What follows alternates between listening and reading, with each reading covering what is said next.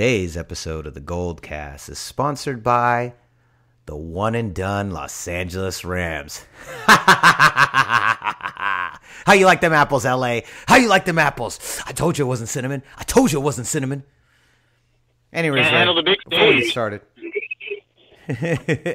before we get started, Ray, why don't you let them know where can they find us? You can like us on Facebook.com/theGoldCast. You can also subscribe to us via iTunes, YouTube, and Stitcher, all under the same name of the GOLDCAST. You can also follow us on Instagram at the GOLDCAST. You can also follow us on Twitter at the GOLDCAST_. Make sure to put that underscore at the name of that particular name. And subscribe, like, comment, leave feedback. Let us know in the comments what you think, what your thoughts on the sports, or if you'd like to give us feedback on the show in general. We're always trying to make improvements, and we always try to do our best to talk to everybody who leaves a comment. Do it. Do the right thing, Spike Lee. Do the right thing, Spike Lee. All right, today's episode, we're going to open with all that Jimmy Garoppolo drama, that article that came out on ESPN. We're going to talk about that. Then we're going to do a little bit of those playoffs and finally end with some Warriors. But first, GOLDCAST intro. Let's get busy. San Francisco, are you ready? This is the GOLDCAST.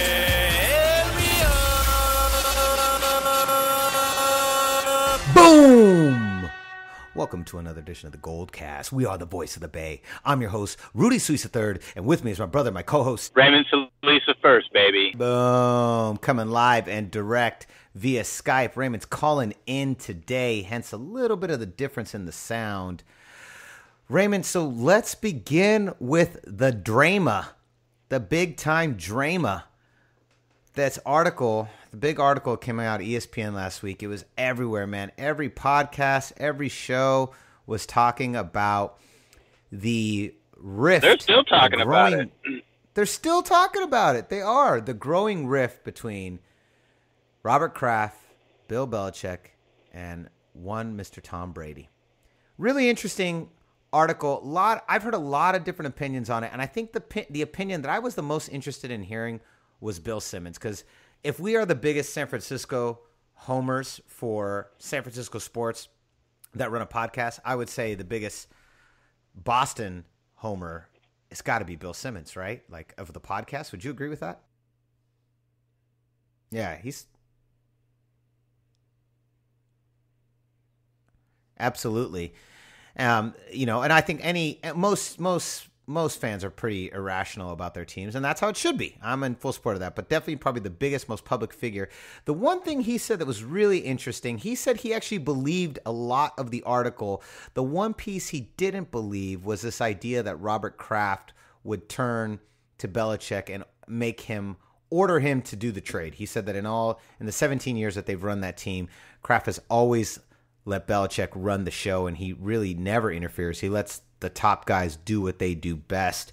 That was the one piece he didn't agree with. The part that everyone seems to agree with is that Tom Brady seemed to be pretty what's the word? Pretty, not intimidated, but maybe frustrated or annoyed that this other quarterback was here. That seems to be a pretty, common sentiment. Joe Montana felt that way about Steve Young. Brett Favre felt that way about Aaron Rodgers. We've seen this kind of the tension in these kinds of relationships before. One of the things that really struck me in the report was, he wouldn't help Jimmy at all. But then at the same time, like when Jimmy got hurt in his shoulder, he went to the TB12 office for an appointment, and apparently the doors were locked and the lights were closed, and nobody was there, and it took another 2 weeks despite him having a scheduled appointment. That seemed a little extreme, but I mean, not out of the realm. I mean, we're dealing with a team that is known for many controversies. But what do you think, Raymond? Trouble in paradise? I think the tension between Brady and Garoppolo is real because we've seen that in San Francisco. We saw it in Green Bay. I think is pretty palpable, but I want to hear what are your general thoughts on that article and everything that was published about that rift? What I found most surprising is that people from the organization or that are close to the organization didn't seem to dispute all of the information that was presented. Eric Mangini said that there was a lot of validity to it. He said that there was definitely validity to the Jimmy Garoppolo scenario because they were stuck. They were stuck because once Tom declared that he was going to, play more deeper into his 40s, then that kind of made things really difficult for Belichick, who's the GM, president, and head coach, to make a decision about Jimmy, because of all the quarterbacks that have gone through there, Brissett, Hoyer, Matt Castle, all those guys came and went. There was never an effort made to retain those players, but they made an effort to retain Jimmy Garoppolo. And the reason they did so is because Jimmy has a very unique skill set that is viable in the NFL, as in terms of being a great quarterback. Jimmy has all of those intangibles and some. So the fact that they were willing to keep him, they even made him an offer. They made him a contract offer, but Jimmy turned it down. He's like, okay, I don't want to make this and sit on the bench for another 3 years. Steve Young didn't start until he was 30.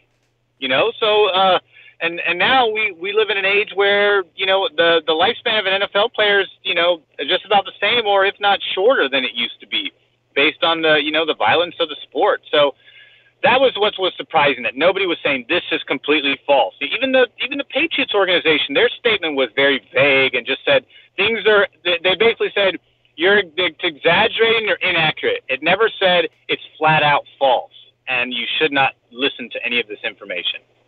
They basically said it's exaggerated and blown out of proportion and or inaccurate. So I'm like, wow, even the organization themselves are acknowledging that there is a high degree of truth to the information that's being presented in this article. And so that to me was crazy. I don't know if there was a whole lot of rift between Brady and Garoppolo themselves. Joe Montana and Steve Young don't hate each other. They never did. I don't think there was any animosity between Brett Favre and Aaron Rodgers. The animosity really becomes between the coaches and the owners, because the owners really cling to the winning quarterback and are not always keen to changing to a new quarterback, because that might lead to an entire regime change or a downslope in the team's progress up to that point. We obviously didn't really skip a beat with Steve Young. Steve Young went to Joe Montana's house for Christmas. They hung out. They went golfing together. That was cited in Steve Young's football life story. That they never had a problem with each other. It was the coaches and the owners that had problems with one another. That Bartolo had a problem with Bill Walsh when that was going on. I don't know if Mike Holmgren had an issue with ownership, although the ownership with Green Bay is like all the fans, so I'm not sure how that works. There must be like a committee or a head of the committee for that particular fan base. But it was Kraft and Belichick. I think they were certainly at odds with the quarterback, because he wanted Tom, and Tom was still playing well, so he's like, yeah, why not? Why fix what's not broken yet? But then they're like, all right, well, we're not securing the future, which is something Belichick has always been comfortable doing, even if it was getting rid of a player that would have been unpopular with the fan base and media. So I think we can all. Yeah, go for it.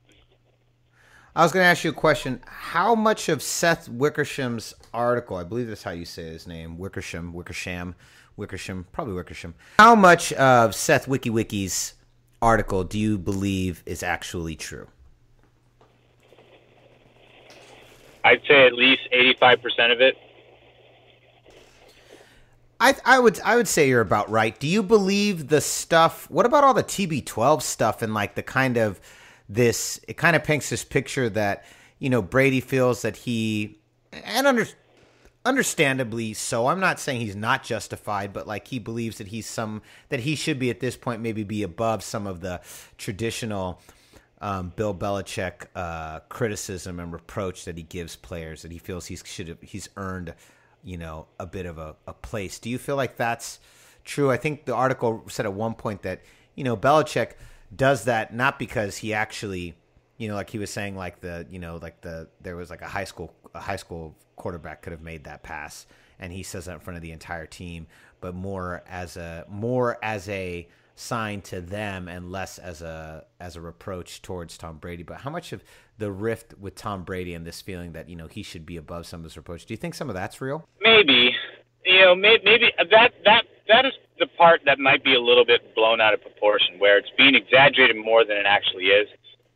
I'm sure to a degree Tom feels like, hey, I don't need to be corrected on something like this because I know the mistake I made, which any veteran who's been playing as long as he has and at the same level that he's been playing, probably you're going to give them the benefit of the doubt that if they make a mistake, they know what they did in that mistake and they know what to do to correct it and don't necessarily need to be coached per se, like they would if they made that same mistake in like year one, for example.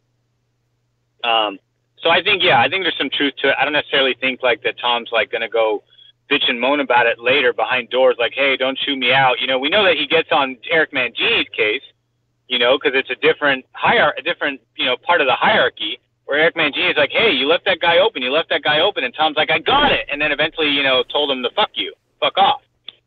So there's some frustration there. You mean Josh McDaniels? Josh McDaniels, not Eric Mangini. Yeah. Yes. Josh McDaniels, So,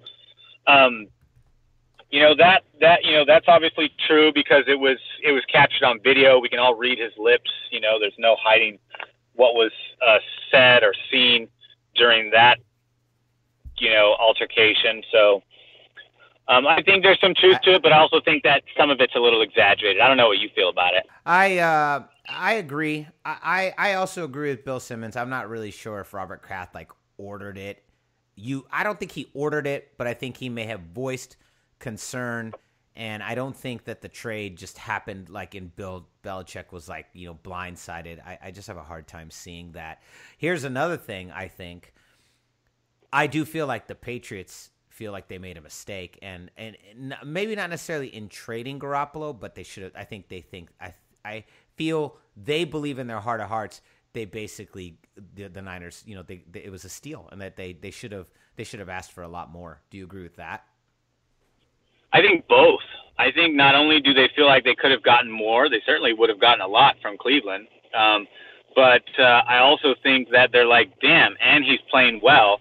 Because remember, that was the one guy they tried to give him an offer because, Belichick's not going to give Garoppolo a contract of that stature if he doesn't believe that Garoppolo's got something in him in terms of ability and skill set. So the fact that he did that is, indicative of the fact that he believed in Garoppolo's trajectory, and giving him up for just a second rounder, perhaps was a gross error in judgment of his value. But again, it's all in hindsight, right? Like we see Garoppolo now, who's 5-0 as a Niner. It's easy to now say you could have gotten so much more, but you didn't know that. He could have lost all 5 games, and it would have said, yeah. Then we all would have been saying, yeah, that's probably a good justification, a good price for that player. He's clearly still struggling and needs to learn the system more. Off-season OTAs and all that stuff will be very good for him. The Niners are most likely going to franchise tag him. Yeah, then we would be saying the opposite. But the fact that he's 5-0 and now everyone's saying that he's pretty much guaranteed a long-term contract that's going to, top going to be in the $100 million range, that's all because he did well, So now, looking back, it's easy to say, yeah, they should have gotten more. But, it's all hindsight, commentary. That's how I feel about it. Yeah, I agree. It's hindsight, but I agree that had it been an epic collapse, that's what we would have been saying. But everything that we were hearing coming out of New England was that Jimmy Garoppolo was the truth and that he was the heir apparent. And, I mean, everything they had done had been in line with this idea that they were going to hand the reins off eventually to Jimmy Garoppolo, that's what they were going to do. And so while I agree that there was no guarantee, by the way the Patriots were treating Jimmy Garoppolo, and everything that we were hearing coming out of that franchise, I feel like there was a pretty high upside to him. And the reason I was the most confident on our side is because we had Kyle Shanahan.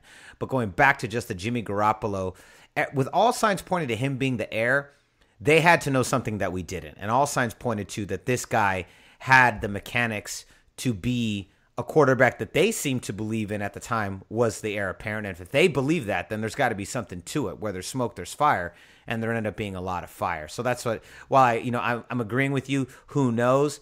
But at the flip side is, man, the Patriots invested 3 years into this dude, and all signs pointed to that they were confident that he could take over the reins and carry this team to that level. So I was pretty confident that he would probably deliver, primarily also because when he was delivered to us, it's not like we had some chump coach waiting on the other side.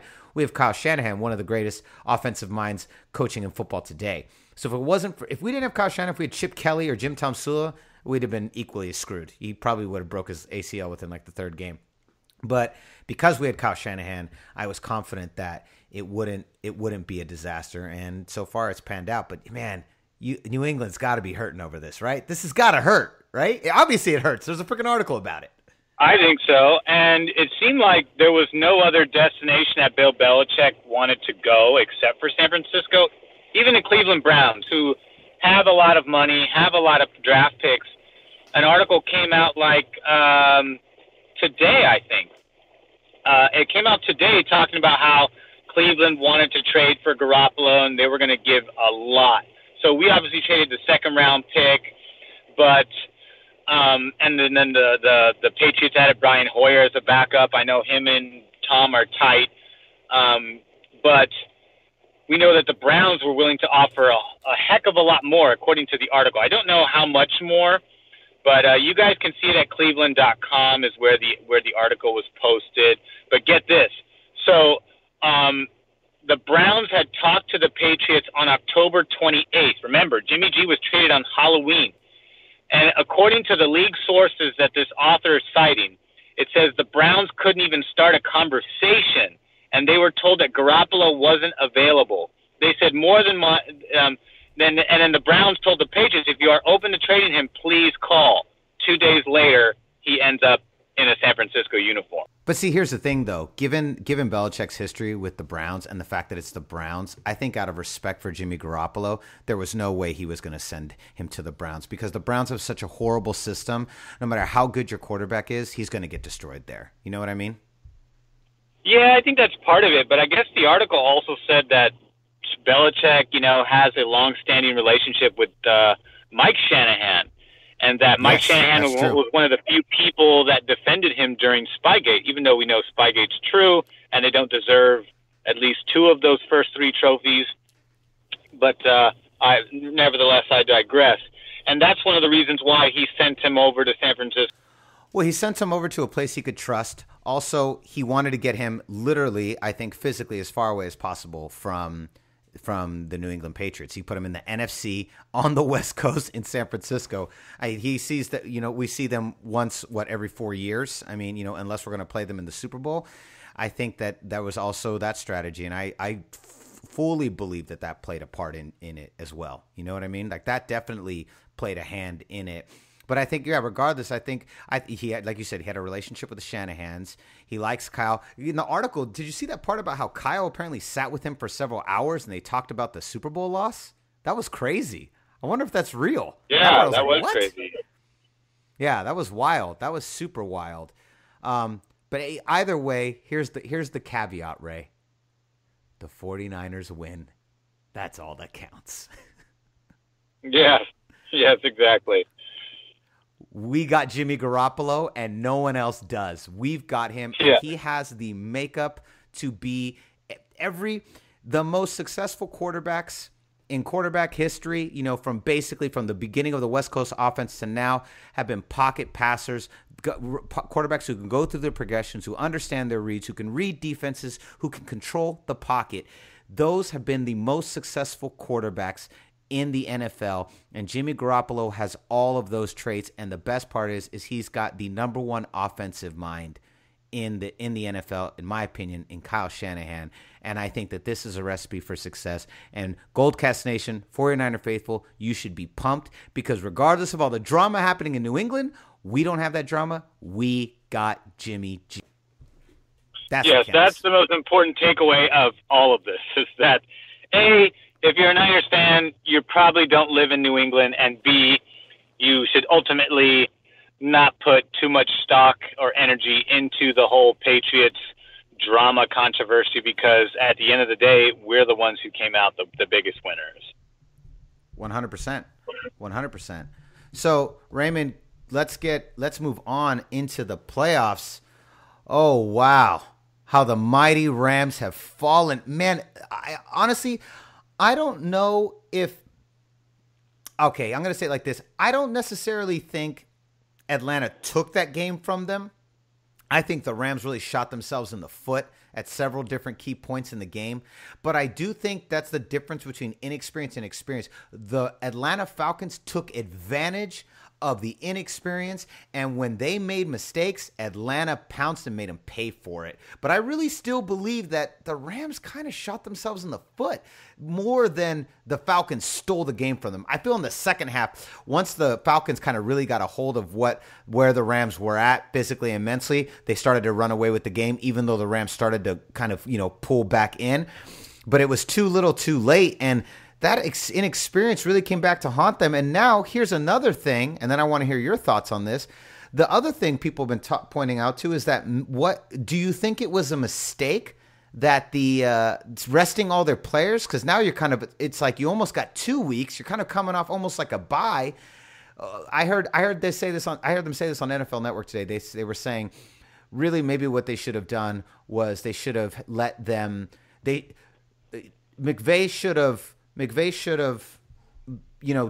done what he did, but not told the players they were resting until the day of the game, so that the training didn't change. So at least they were training at that same level. I don't know how much that plays into it. I think had they won, everyone would have talking about how smart the rest was, so the players were ready. I don't know. I think it's kind of, it maybe is neither here nor there, but I just think it's an interesting caveat to throw into the conversation. What are your thoughts on that Rams collapse? And do you feel like it was a collapse? Do you agree with me that they kind of lost it more than Atlanta took it? What are your thoughts on that game? That was a great game, by the way. I think it's kind of, there's some things that the Rams did that certainly didn't help themselves, but at the same time, I thought Atlanta showed their experience, and I thought Matt Ryan had a good game. Julio Jones didn't have the record-setting day, but he had an effective day. They ran the ball well, but most importantly, Jared Goff was exposed, and they were exposed because they were blitzing him down in the A-gap, and the reason why Jared Goff was susceptible is because, look, he threw the ball 45 times. A player in his experience in a playoff game should not be throwing the ball 45 times. Gurley is the heart and soul of that offense. So the fact that he couldn't really get going and have a day like he typically has had all year long, that's part of it. They made them one-dimensional. They said, hey, beat us with your arm. We dare you. We dare you to do it. And as a result, the Rams couldn't do it. And the key to the Rams is you blitz Goff, and you're gonna have an easier time. I mean, Gurley still had 100 yards rushing. Don't get me wrong; his average was 7.2, and he had that big 33-yarder. So I mean, he still got his yardage on the ground, but he was ineffective in the passing game, which is a huge part of his game. The screen pass is a huge part of McVay's offense, and Gurley has been a big contributor to that part of the scheme. I mean, he only had 10 targets, 4 receptions, and only 2.5 yards averaging from those receptions. So he was completely ineffective. They signed Sammy Watkins in the offseason. He was ineffective. 4 targets, 1 reception, 23 yards. That was it. That's all he had. I mean, Woods had a good game. Cooper Kupp played well, but they didn't have contribution from those 2 guys are the only ones that really contributed on the passing game. So I attribute a lot to Dan Quinn coming up with a really good defensive plan to make the Rams one-dimensional, because the odds of Jared Goff beating Atlanta with his arm was slim to none, and clearly they won that bet with flying colors. So part of it was the Rams, but another part of it was blitzing Jared Goff and keeping him off his game, because he just doesn't have the polish, doesn't have the footwork polish to really counter-punch a blitz attack like Atlanta gave him, especially through the A-gap, if you watch the footage back again. And that's the difference between him and someone like Jimmy Garoppolo, who has terrific footwork. It's not perfect all the time, but you can see what 4 years under Tom Brady has done to his footwork and his release. Like I said his release reminds me of Dan Marino, and I'm not the only person that thinks that. If you look at some of the footage that's out there of guys who understand NFL schemes better than I do, they talk about footwork at a much more in-depth level. They compare his release time to Dan Marino because it's that compact, it's that quick. That's the type of skill set that you want, but you also have to have the footwork to go along with that to really counterpunch a lot of blitzing that you're going to deal with, because that's the deal, right? If someone's going to blitz you, you've got to get the ball out faster, and the Rams just couldn't do it. To save. Yes, I completely understand. And now I've got a question for you. You know, the schedule's only going to get harder with the Rams' success this year. Do you feel like the Rams have been exposed? Do you feel like similar like Raiders last year? The Raiders were super hot, and then they had the big regression this year. Do you think it's in play that the Rams could face a regression next year, get a little bit exposed when they start playing these tougher teams? Because you know what? Honestly, they struggled against playoff teams all year long. All year long, they couldn't beat these guys. There's only a couple games they got away with.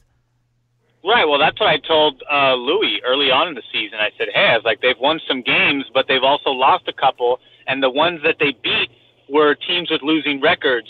And then the ones that they lost to early in the season were teams with winning records. And so I think that, ultimately it just couldn't, not ready to handle, beating playoff caliber teams on a consistent basis. They can do it a little bit, but they haven't quite crossed the route to do it on a consistent basis. And it'd be interesting to see what they do this offseason to reload the roster to help, remedy that. I don't know if I don't think they're going to fall off the wagon the way the Raiders did, because the Raiders just don't. Jack Del Rio is just not a good coach, plain and simple. And Sean McVay's very good. They had the exact same pieces and just couldn't do it. So part of it was, the NFL catches up to you. I think the NFL is going to catch up to the Rams. They won't have the element of surprise anymore, but they're still going to be a very efficient offense because nothing's going to change in that regard. But you have to have some really good players in your front seven, particularly your front four, as Atlanta does, if you want to use the Atlanta method to beat the Rams. And on top of that, I'm curious to see how Goff improves, and if he has the upside to improve in a manner to beat that kind of defensive scheme going forward, because people are going to see that, and that's what I thought it was going to take for us to beat them in Week 17. I was like, look, if we take out Gurley, Jared Goff's not going to beat us with his arm. Plain and simple. Gurley is the offense. It's not Goff is the offense. Gurley is the offense. He's the one. All the yards after the catch that pad Jared Goff's numbers come from players like Gurley and Cooper Kupp getting a lot of yak. So I'm not trying to take away anything from Goff. He had a good year. But if you take Gurley out of the equation, which the Atlanta Falcons did for the most part, I mean, they didn't necessarily slow him down on the ground too much, but they did take him out of the passing game, which is half of his game in that particular scheme, then the Rams didn't have an answer for that. And they didn't have enough firepower with their supporting cast to answer that. So I don't know. I don't think you're going to see a regression per se, but I think you're going to see you're not going to see them blowing teams out the way they did this past year. You're going to see tighter games. And it's going to be up to Goff and company to figure out if they can win those. I agree with that. I totally agree. I think that siren that we're hearing in the background, it's an APB looking for the Rams because no one's been able to find them since that game. That's probably exactly what that siren is right there. Yes. So let's move on. Oh, first of all, hold on. I got to ask you this, though. Who's going to win next week? Now, as many of you fans know, my brother Raymond possesses a very special gift, a gift that only very few have. We call it the whispers, the whispers, the whispers, the whispers. My brother taps into the whispers, the whispers, the whispers, the whispers. And somehow he just knows. He knows who's going to win the game. Raymond, we've got 4 games next week. 2 I don't give a shit about. And then 2 I really care about. Those two happen to be in the NFC. New Orleans at Minnesota.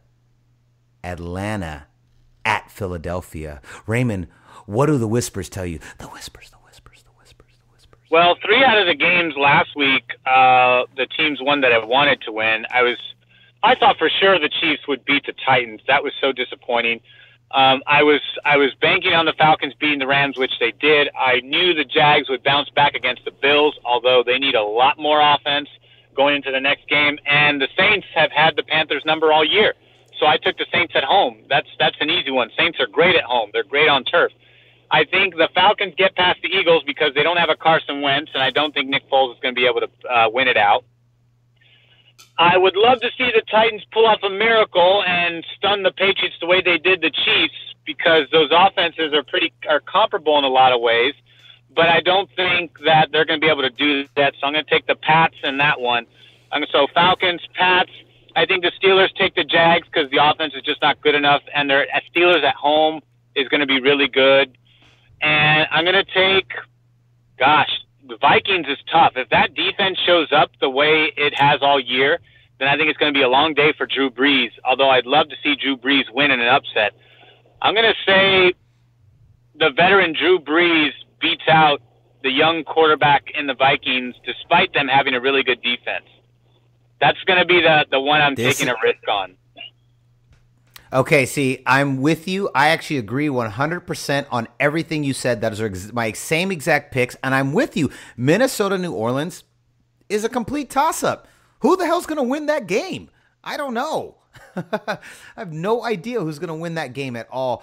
Either way, Tennessee, forget it. Marcus Mariota is not going to be able to catch his own pass for a touchdown. That's not happening again. I think that team is going to – I think they probably – I don't know. I'm sure the line is somewhere around 14, and justifiably so. They're not going to be able to do it. They don't have the defense strong enough to get to Tom Brady. Philadelphia also has a really tough defense. I'm with you, though. I just don't think Nick Foles is good enough. I think these two NFC games might come down to the competency of the quarterbacks, and I think Matt Ryan and Drew Brees have what it takes to beat Case Keenum and Nick Foles. I just think that's a fact. And for instance, New Orleans got a pretty tough defense too. And if that defense shows up and stops Keenum, and then Minnesota's defense shows up and stops Brees, well, you still got Brees, and then you still got Kamara. If one of those two is able to squeak through in a way that Case Keenum isn't, there you go. There's your victory. I'm with you all the way, but that's a toss-up. I think it could go either way. GOLDCAST Nation, what say you? We're going to throw it in the YouTube comments. You let us know who you think are going to win these games. And also, what are your thoughts on the trade drama surrounding Jimmy G? Gucci gang. All right, last but not least, man, another team, how the mighty have fallen. How important is Steph Curry to the Warriors? 45 points on Saturday, another tremendous showing. He has completely bounced back. I feel like any reservations that he had any lingering injury issues are gone. Do you agree? Yeah, absolutely. And I think it's a good wake up call for Curry, because he had been healthy for so long, and perhaps it's one of those things that kind of brings you back to reality a little bit, because I feel like the last 4 games, and maybe the audience can chime in here, the way he's playing in these last 4 games, it reminds me of either of his MVP seasons, where he's just lighting everybody up every night. That's how it's been the last 4 games. The only time, he plays good no matter what. Let's not take that away from him. And I know Kevin Durant hasn't been there, didn't play the other night or the night before, and so that he is taking a little bit on, and that's part of the reason why it's reminiscent of the MVP seasons, because Kevin Durant also wasn't there. So the offensive load did stack on Curry's shoulders more so than it does with Durant in the lineup. So I know that's part of it, but at the same time, I think he's playing lights out basketball right now. And I know that the score, it's 121-105, but it was the fourth quarter where we had blown them out so hard that Kerr put in the second and third units, and that's why they outscored us, 29-18 in the fourth quarter, but it still wasn't good enough, as we beat them by double digits. So it's amazing how this team, the way they played. I know Thompson had a quiet night. Draymond Green, I know Draymond Green needs to cool his horses. God, he got fined $25,000 for arguing with the refs, and he's had tons of texts this year, and it just needs to relax. You can't the fact that he argues every single foul call against him, it's just such whiny entitlement bullshit. That part kind of gets on my nerves. I was like, okay, every single call, Draymond, every single call, just accept some of it. Some of it is based around rules, which, you don't necessarily agree with. I get that part, but bitching every time isn't going to make You're not going to change the NBA. Yeah, exactly. You're not going to change the NBA. Yeah, I'm with you. I know sometimes he can get, he's a passionate player. He's a very physical player. Sometimes he can be a rowdy player. And yeah, I understand sometimes he feels like he's being picked on, but come on, man. How many times do they call fouls on everybody and you don't see the rest of the team freaking out? Like, it's like, relax. Yeah, I get that you've been dealt a rough hand sometimes. On LeBron James. They missed 3 foul calls, technically, according to the league, 3 foul calls on LeBron James, one of which potentially could have cost them that game on Christmas Day. But, you move on. Stop bitching. Yep, some are going to go your way, exactly. Some are not. I don't know about you. I know we had a sluggish start. I know Steve Kerr wasn't really that worried about it. I wasn't super worried about it. But as we now begin to, we're still a ways away. I mean, we're still in the early part of the season, but the All-Star break is kind of looming on the horizon. You know what I mean? Like, it's starting to, like, if we've got a couple hills here, we've kind of gone over the first couple hills, and you can just in the distance see the All-Star game. You can, and after the All-Star break, that's when the NBA really ramps up. I feel like the Warriors, as we're heading towards that All-Star break, I'm beginning to gain the confidence again and go, yeah, we got another run in us. We can do this. We can go to 4 straight. We can do it, and we can knock off whoever is waiting for us in the East. Are you starting to get that confidence? Yeah, I'm just not scared of anybody in the East. Nobody scares me. I mean, if Boston starts playing really good basketball, I mean, they might be a threat, but certainly not a threat through a 7-game. No, definitely not a threat through 7 games. They might win 1 or 2 games, but that's... Agreed. All right, Raymond. Well, this wraps another episode of the GOLDCAST, episode 93. Don't forget, we are moving to video this month. It'll be happening towards the end of the month. We're just waiting for some equipment to come in, to be honest. And that's about it. Raymond, before we leave, where... You can find me on Twitter at Ray Solis and also on Instagram at Ray Solis1. I also think the Warriors win tonight. Boom, there it is. Ray believes it. We agree on all of our picks. We want to hear what your picks are for the playoffs and what you think about the drama. And go Warriors tonight. Let's take out them Nuggets. No big deal. You can find me on Instagram at Rudy Solis 3. You can find me on Twitter at Rudy Solis 3RD, Rudy Solis 3rd. So concludes another edition of the GOLDCAST. We are the voice of the faithful. I'm your host, Rudy Solis 3rd, and with me is my brother, my cousin, Raymond Solis the First. Boom. We'll see you next time.